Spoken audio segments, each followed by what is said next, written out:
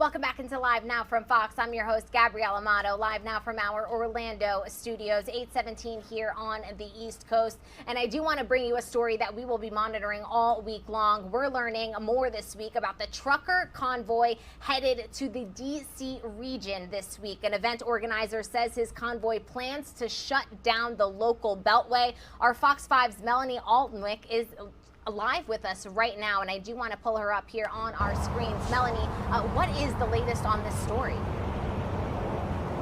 So what we can tell you is that there's a number of groups that are organizing. They're doing this on social media. And we do have the large group that is leaving the West Coast early this week. I think today some of them are taking off, and they're making their way here to the East Coast. That takes a long time and a lot of organizing. But then there are other groups that are up and down the Northeast that are also planning on making their way here. We were able to reach one of the regional organizers in Pennsylvania, and he's the one who told us that their sites are really on the Capitol Beltway here, the major interstate that goes around Washington, D.C. And their thought is they're going to drive into D.C. for a little bit, but they're not going to stay or stop. And then they're going to come up onto the Capitol Beltway, and it will either be some kind of a rolling protest or even a complete stoppage, is what they've said. And that can cause major problems here in the D.C. area for people trying to get to and from work. Now, they say that they're really kind of taking a cue from their counterparts in Canada. They have a lot of grievances here. It's not just about the vaccine mandates and testing mandates.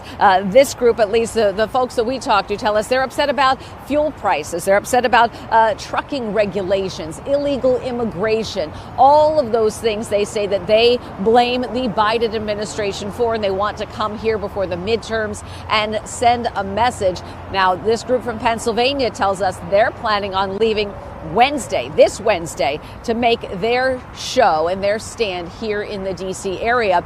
And then they say they will leave by the time the other groups, the People's Convoy, come here to the D.C. area. How many? It's hard to say, Gabby, from what this organizer tells us. He says about 900 to 1,000 participants. But it's, again, these are early estimates. We also talked with local law enforcement. We talked with the Maryland State Police, Virginia State Police. They're aware of this plan on the Beltway, and some of the other regions as well. And they say they're monitoring the situation. We also asked the organizers, well, what about people that might, need to get to hospitals or need to get to work? We saw what happened when I-95 was shut down, what a mess that caused. And they did say that they would let emergency responders through, but they really aren't that interested if people are late for work, he said. Back to you. Yeah, thank you for that latest update. And I guess my next question would naturally be, how long do they plan to stay? We've seen the Freedom Convoy in Canada parked for over 3 weeks now. Is that the kind of time frame that you're hearing from your sources?